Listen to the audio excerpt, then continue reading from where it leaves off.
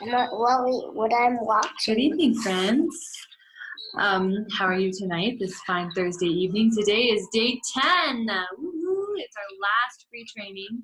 So I hope you suck all you can out of this. It's going to be great.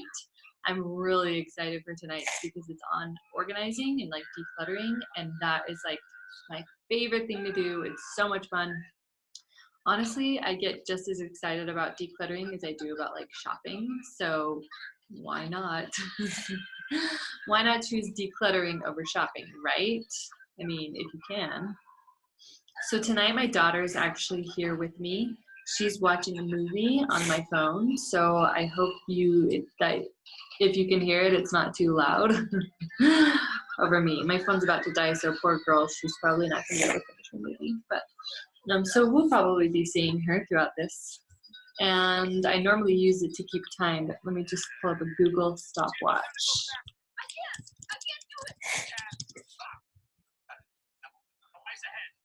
Okay. Where did you guys go? There you are. Okay.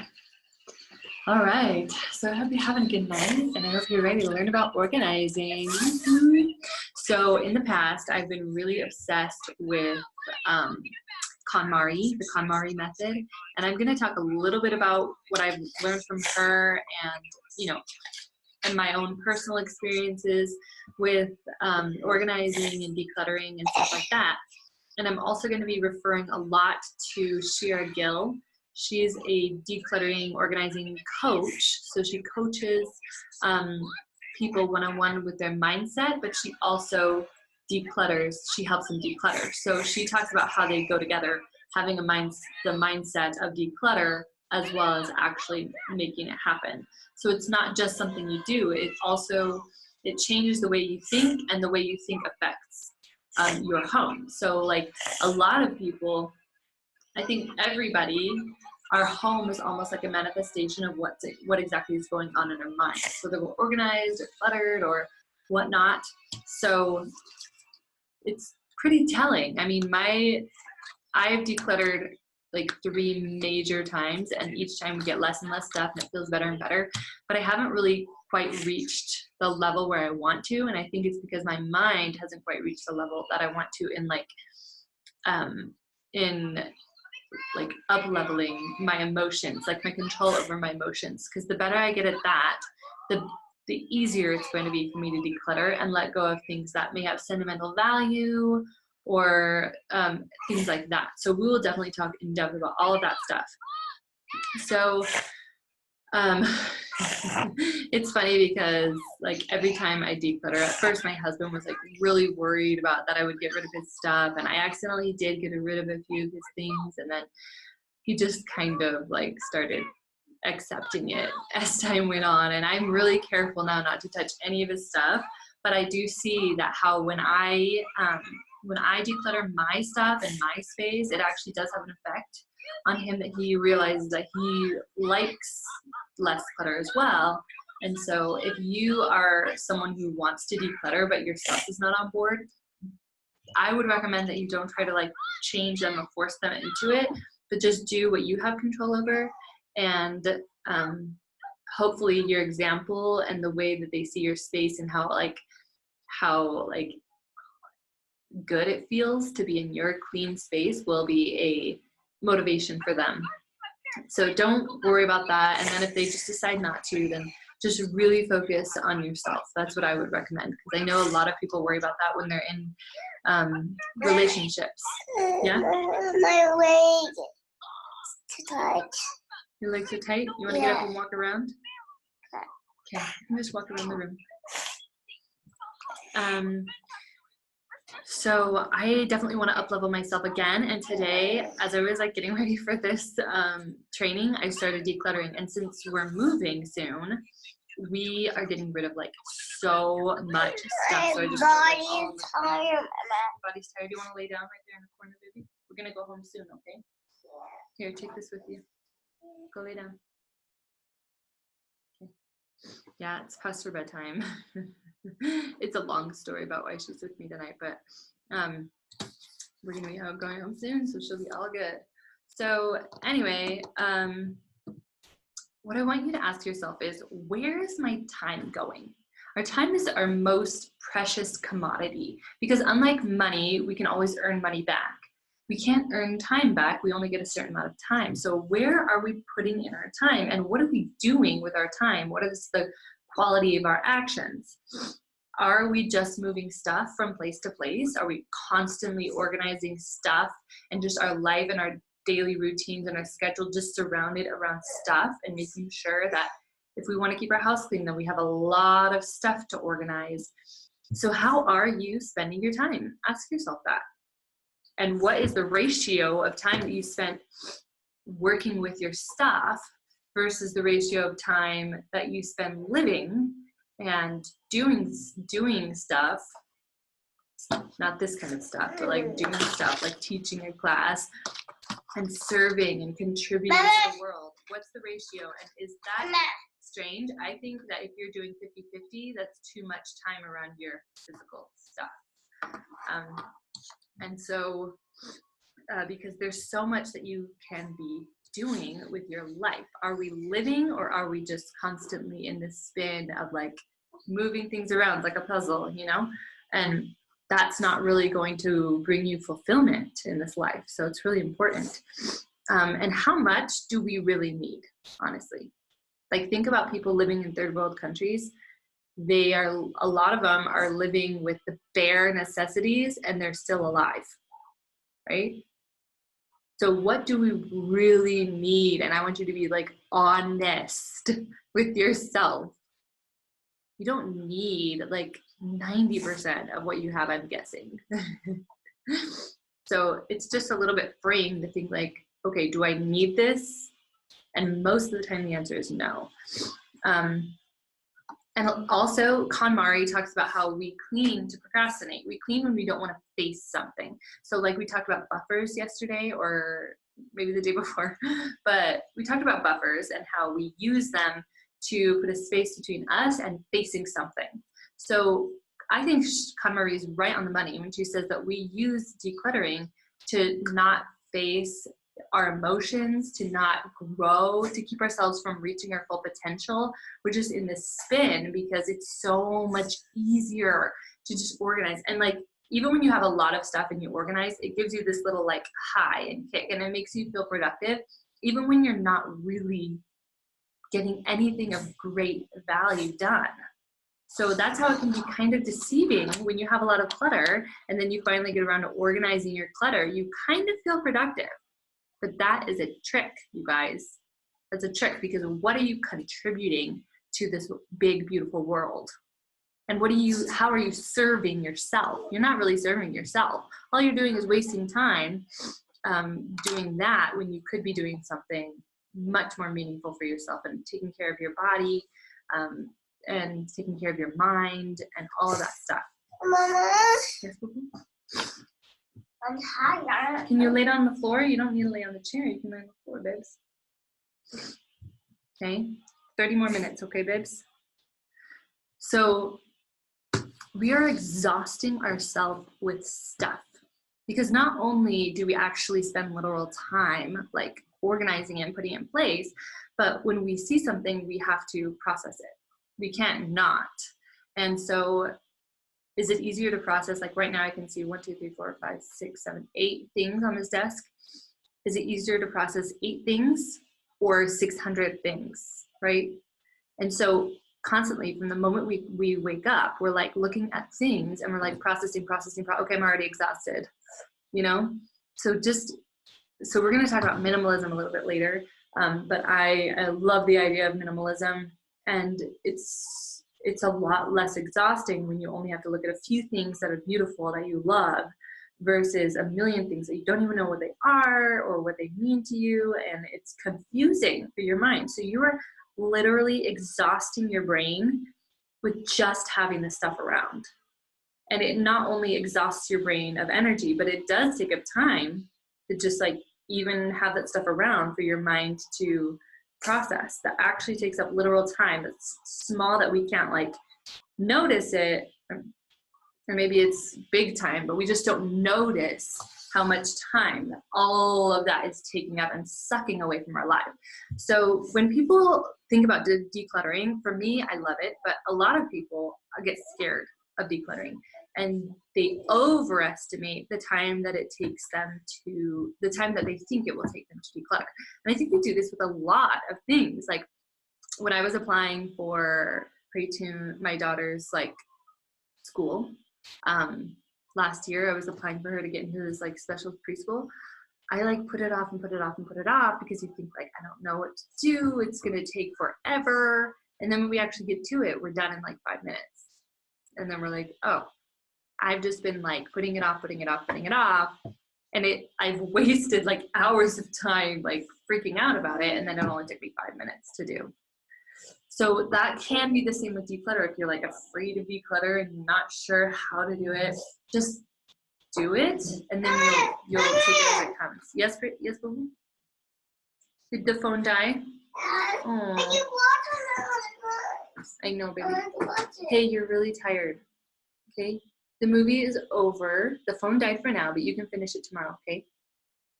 Can you close your eyes for now? We're almost done. Okay?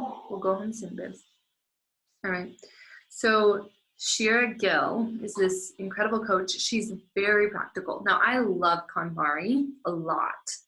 And KonMari focuses on emotions. So how do you feel about things? Like, how do I feel about this pen? Does it bring me joy? And I think that's really important. I think the things that we decide to keep should bring us joy. But at the same time, there are a lot of practical things that we don't really feel joy about, like silverware, or plates. I don't know, plates actually bring you joy if they're like pretty and nice, but there are some practical items that don't necessarily bring joy.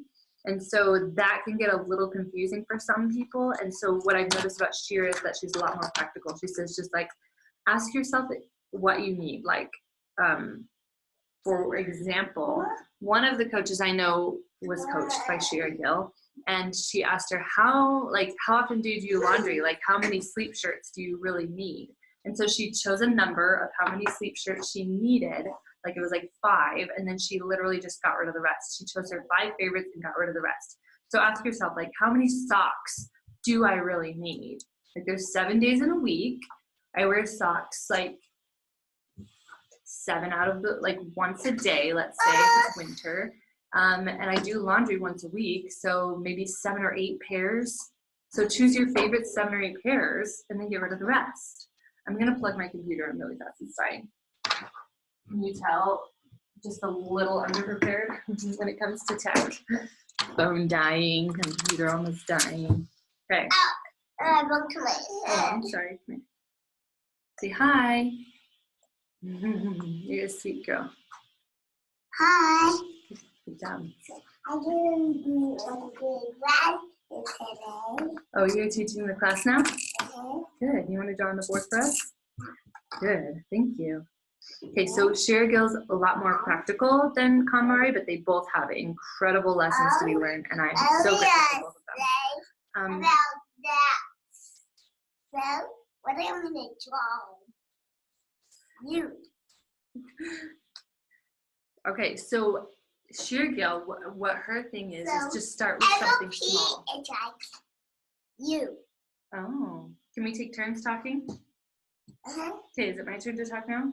Okay, so she says start with one small area of your house, right? So really small, like your junk drawer or your sock drawer. Just choose one small area. If you think that this is like too overwhelming a task and you can't do it. I just like her. Is it my turn now? Let's we just both talk. We can't both talk. Only one person can talk at a time. I think it's my turn now. Can you wait? Yeah. Okay, you draw, I talk. All right, so as we declutter that one area, set a timer for 15 minutes, and then you'll start to notice that your thoughts about decluttering are changing. Yeah? So your thoughts will actually start to change because you're giving yourself new evidence. So you might start thinking things like, wow, this is, I am a person who organizes. So your thoughts about yourself will begin to change, and then you might think like, good, this is like really nice. This actually feels good and it looks so beautiful and organized. My things are like easy to access. you know, so you will start to change your thoughts as you go through the action. And then your new thoughts will fuel your actions. And so it's like cyclical. And it's So very effective. are you honor? So a lot of people wonder, like, what if I come up against a sentimental And attachment? then I'm doing when half. Your brain has this. So you don't get caught in the habit. Oh. Hold on, you're saying that. So what if we come up against something that's like really sentimental and like difficult to get rid of? We just like don't want to. That's usually where we like kind of quit and be like, this is too hard. Because a lot of times we're thinking things like, oh my gosh, how much money did I spend on this? Like, I can't get rid of it. I spent a lot of money on it. Or what if the person who gave this to me finds out that I gave it away and they get offended? Or like, what if I need this someday? I think that's the biggest one. What if I need this someday? So if you're thinking one of those three things, you're coming from a scarcity mindset. You're worried that there's never enough. Now, that's not the mindset that's very helpful to us.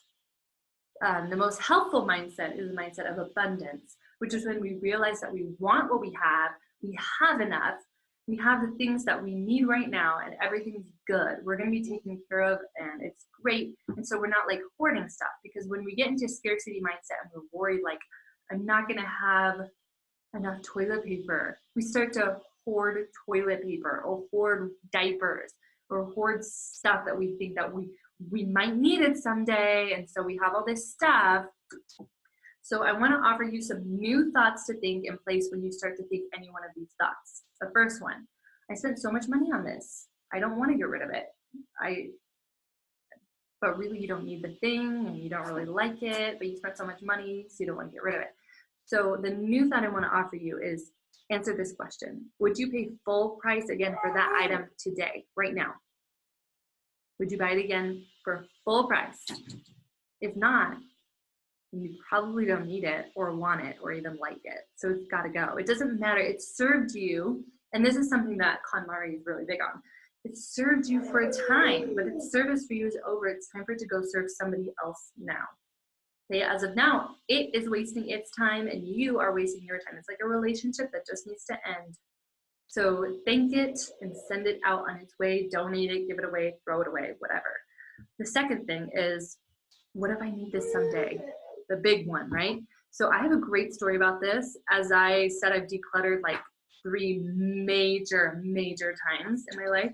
And I have gotten rid of things that later I was like, I need this. I got rid of it. And that is literally the best thing that can happen to you. You know why?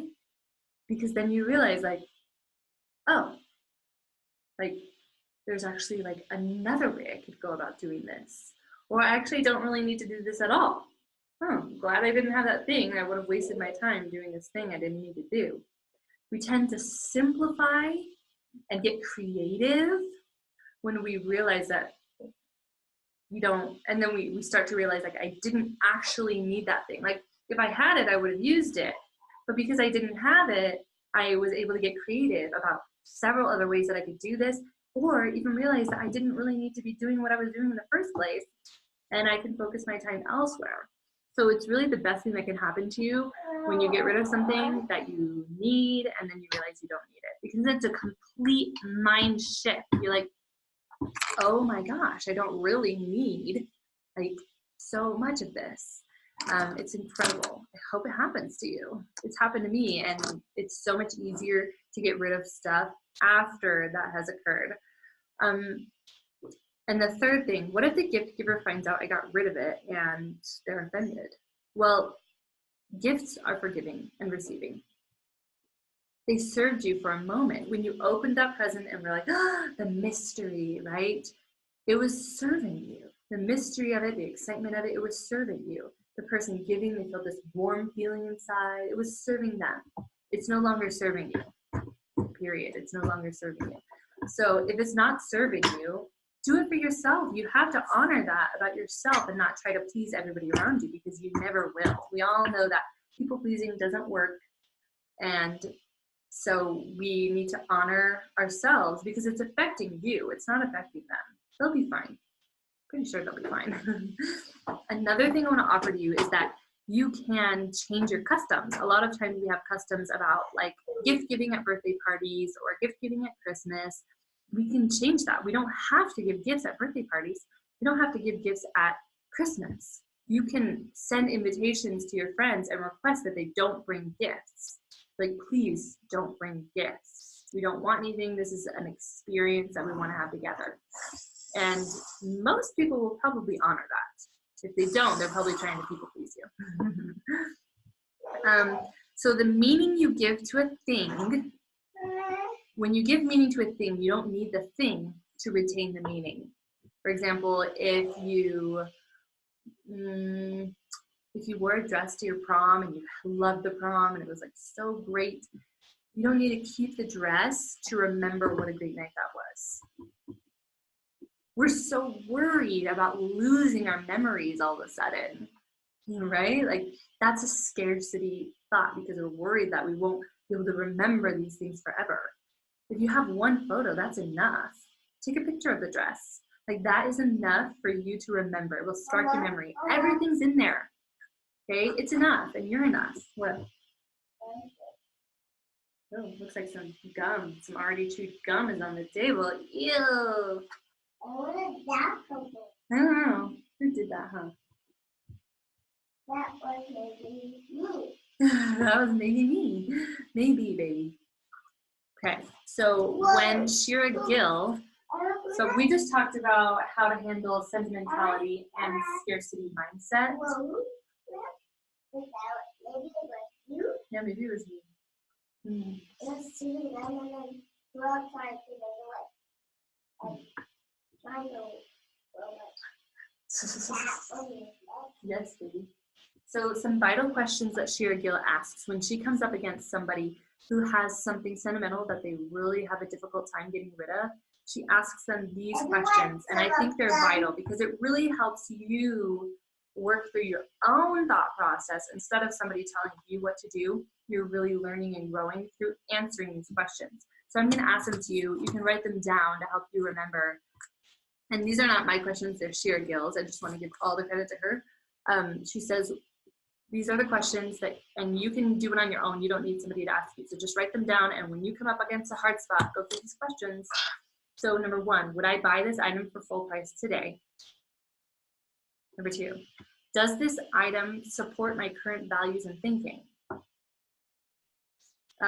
Will it impact my daily life not to have this item? Be honest with yourself. And remember, we don't need as much as we think. Is this item worth the space it's taking up? Remember, your space and your time are the most valuable commodities you have. So it's very high. If you were to put money on your time and your space, it would be very high price. So is that item worth it? Is that like plastic cup with a football team logo on it worth it? Right? Yeah. Like the sticker was on there or something. Yeah. Is this item adding value to my life right now? Is it adding value to your life? I don't think it's gum. I think it's like a sticker residue. It's gum. Oh, okay. So what is important to you? Who are you? And does your space reflect that? For a teenager, if you are really into like, if you're really into a certain sport, is your sports equipment buried under laundry or buried under junk? Or is it on display? Is it your centerpiece of your bedroom? Or if you are into florals or something, do you have like a splash of floral in your room? Or if you are into clean, big spaces and freedom, does your space reflect that? I'm into space. I love space. So is your stuff serving you, or is it getting in the way? So is this something that serves you, or is it something that hinders you? Be honest. And then you'll know whether to get rid of it. And if you start to see something that you think is valuable, that it's getting in your way, it'll be a lot easier to let it go once you see it, start seeing it in that light. Minimalism. So let's talk a little bit about minimalism and what exactly that is. That's a hot topic label that we see all the time now. And it's just something that's really in style. But there can be some misconceptions about what it is. So a lot of people think that's like, yeah? Oh, that's okay. That's okay. A lot of people think that minimalism means that you don't make very much money, that you buy things secondhand, that you don't spend a lot of money on your items, that you're frugal, or that you, yeah, that's pretty much all of it. So that's what people think minimalism is. Some people, that's not what minimalism is. You may have a low income, but that doesn't mean that you can't have a high income or be really, really wealthy. So what minimalism actually is having the most useful, valuable, and loved things, and only those things. So they can be like $1 million vase or something, and it's gorgeous and beautiful, and you love it, and so you have it, and you only have one vase. Only one vase. Did you know that? What? You can erase it if you want. Go for it, guys.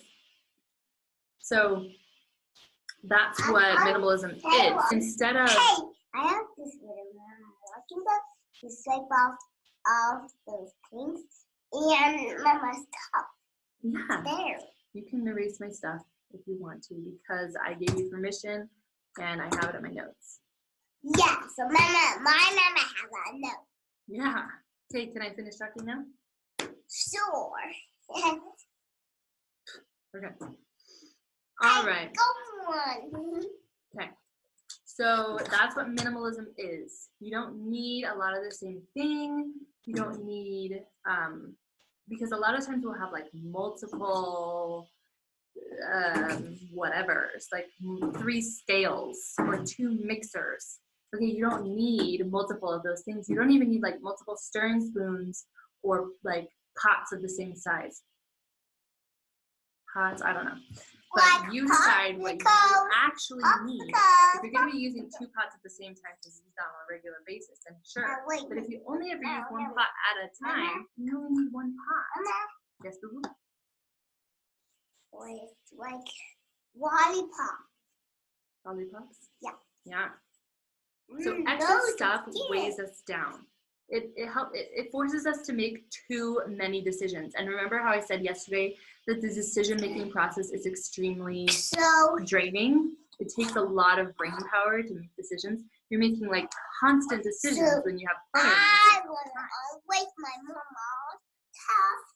So what minimalism is all about is having a few nice things. And it's more about looking at your stuff as a whole, choosing your favorite things and giving the rest away instead of focusing on what you don't want.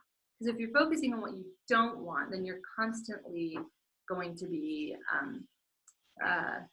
decluttering like all the time because you're focusing on what you don't want. But it's so much cleaner and simpler. You just look at one space, decide what it is that you do want, so focus on the things that you love. You have a whole different like mindset about it and feeling about it, and then get rid of the things that you don't. So some of the things that we can be minimalist about, it's not just our stuff, as it turns out. So pictures. How many pictures do we keep? And more importantly, how many pictures do we take? Are we constantly trying to capture every moment so that we actually miss out on our lives? So when you think about a birthday party, you only really need like a couple pictures to help you remember the day. You don't need to feel like you were there again, like every moment, because then that means that you weren't there in the first place. Are your kids gonna remember you with your camera in front of your face like this? Look over here. Are they gonna remember you like this? Hi, baby. You see the difference? Are you present in your own life? So if you're taking so many pictures, you won't even have the time to live, like you won't be present in the moment that you're taking the pictures, and you also won't be present the day you're looking back on the pictures. You have millions of them. You won't even have time to go through them all. So think about that. Remember, what are we doing with our time? You still get the same feeling from having just 2 pictures of that event. All right, food. Do we hoard food in our fridge and we push it back so we can't see what it is and we wrap it up in tinfoil so we have no idea what's in there? Or do we make it few things presentable and beautiful so we open it? I know, and And then we that's also like know candy. if something's going Well, I bad. can't see. How long does it take you to clean out your fridge? So if you're minimal about it, it shouldn't take you very long. Another thing is friends. Are we trying to like, okay, now this one, like if you want a lot of friends, you can have a lot of friends. Can I do a funny face, Mama? But like, it is Mama, true can I do that a funny face? friendship takes time, and if you want to build a few close friendships, that's okay. That's okay. Sometimes we feel the need to have lots of friends, even when we just naturally don't. So if you naturally do, that's fine. But if you feel the need, like this urgency to get lots of friends to make you feel love, then you're living out of scarcity too. Scarcity of love, scarcity of friends, friendship. So try to focus on the quality of your relationships, and you don't need a lot of friends to feel that love and to feel that connection and friendship. Books is another big one because a lot of people, well, my friends and I, at least, I don't know about all of you, but we have a hard time getting rid of books because we just love to read. It's like we rationalize it because we think it's knowledge, it's helpful, it's good. Yeah, books are great, but people rarely ever read a book twice. We always think we're going to read it again, that we loved it so much, but we don't have time. Nobody has time to read a book twice. There's like, I was walking through the library the other day and I was like, holy crap, like nobody is able to read all of these. It's impossible. Like, what if you had a friend who was like, oh yeah, I've read all of these and all of those and all of those. You'd be like, how old are you? And what if you spent your time doing? Like, it's impossible. There's so much out there that why would we spend all of our time rereading the books? And once you start to reread a book, you actually remember that you remember it pretty well, better than you thought you did. So I just like to get on Goodreads and say that I read it so that I remember, and then I get rid of the book. So that's my new thing. I read the books that I have and then I get rid of them. And we've actually narrowed all of our books into one shelf. I'm very proud of adult books and kid books. So we're all down to one shelf for both books in the house. Oh, that's a little bit of a lie. I do have some books in my bedroom. But aside from those, and we love utilizing the library and reading and giving back and stuff like that. So Harry Potter, I read those books multiple times, but I no longer have a set. I just get it from the library and then I give it back and I'm done. So sometimes I do reread books. I don't have to have Mama, I don't look have to at own this. them. Oh wow, there's a pen and an apple. Crazy. Yeah, so we have to wash it out. Yeah. So once we are able to like get rid of our stuff, we can actually face what's so important in our lives.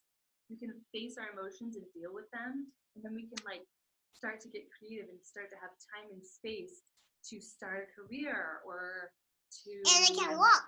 serve people. Whatever it is that you're called to do in this life that really like draws you, that's what your stuff could potentially be keeping you from that. So don't let that happen. Okay, so remember, start with one small area and really consider each item. You can consider each item, hold it, and just decide, like ask yourself some questions about it, or decide, does it belong in this space? Like maybe I want to keep it, but it doesn't go here. Does it belong with me? Like, is this relationship something that needs to end now? A lot of times we'll find like literal trash in our spaces. I just cleaned out my junk drawer, and like the other day I was like, I just need to do the junk drawer. I didn't even know I was going to be talking about organization today. It's just something that's like always on my mind because I love it. But we don't even need to be, so we just, what was I saying? Oh yeah, like I just cleaned out my junk drawer the other day and there was so much crap in there. I threw away so much like literal trash and then like broken toys. I was like, why did I keep all of this? And I just like had been opening it and like feeling sick about it for so long and wasting my energy about it and just like thinking I need to clean this out and then never doing it. So I did it and then suddenly it's just like clear. I only have to process a few things in there. It's just such a good feeling. It's hard to describe because you wouldn't think that just getting rid of some stuff would make you feel so good, but it does. because then it makes you feel like, oh, everything is simpler than I thought. It's so much simpler than I think. Mommy, can I go get a drink of water? Yeah, just a moment, okay? Yeah, so another thing, a lot of, my dad used to talk about this too. A lot of decluttered people talk about, like, if your house would have burned down, like, what would you actually miss? Close your eyes, don't look around. Yeah, your chair's right here, babes. Don't look around, just like, what would you remember in your mind that you love and that you would actually miss? Like, for me, it's very little.